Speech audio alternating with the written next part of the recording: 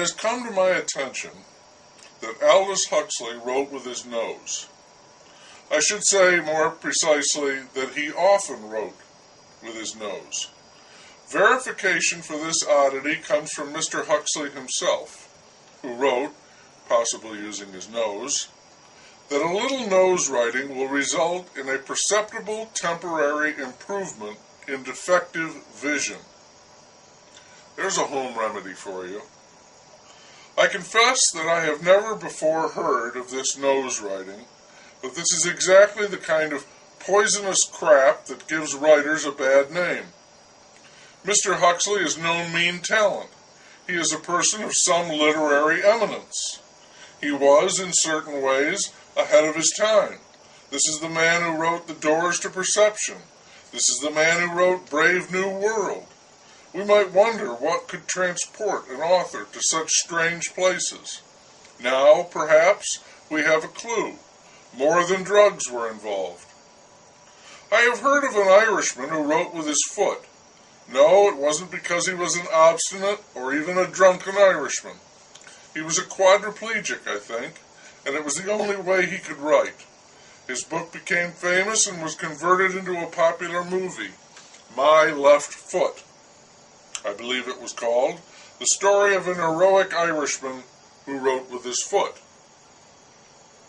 People with similar handicaps have written by holding a pen in their teeth. Such a struggle to get the words out. It elevates the act of writing. And I've heard of that.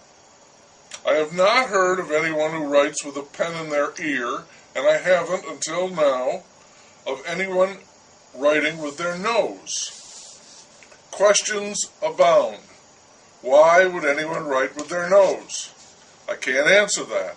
Apparently, according to Mr. Huxley, it has something to do with a deficiency in the eyes. How anyone could make this discovery that writing with your nose might improve your vision is beyond me. Once again, necessity leads us into the unknown. What exactly is writing with your nose? Do you dip the tip of your nose into a pot of ink and use it as a nib? It doesn't seem likely. The writing would be too big and would waste too much paper.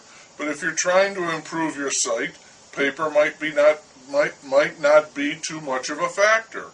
A man who is willing to write with his nose is not going to be flustered over the abundant use of paper. Possibly you use your nose to strike the keys of a typewriter. This would be hard on the nose, I think, especially if you were writing novels. But again, if better sight is the result, it might be worth the effort. The advent of the electronic keyboard would be most welcome if this is the way you are writing. Or maybe Mr. Huxley stuck a pen in his nostril and went about his business like that. It seems tedious and embarrassing to me. I mean, there you are, a world-renowned author, bent over your desk, with a pen jammed up your nose, and your wife, well, no, not your wife, she already knows you're an idiot. The maid walks into the room and sees you hard at it. Wives are accustomed, or at least resigned, to the, shall we say, quaint behavior of their spouses. But when the staff sees you writing with your nose, talk will begin to circulate. They won't ask for an explanation. To them, it's beyond the pale. And as I said, this is the kind of deviation that gives writers a bizarre stigma. You come upon things in the heaven and the earth all the time that you never would have imagined, Horatio. I think the imagination is a great, invaluable part of the creative process, but it's also vitally important to keep a close eye on reality, which can seem awfully dull and humdrum in comparison, but if you study it long enough, you will uncover these wild and completely unforeseen nuggets. Look, it's Aldous Huxley, writing with his nose.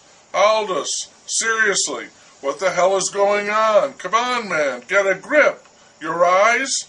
Ever heard of glasses?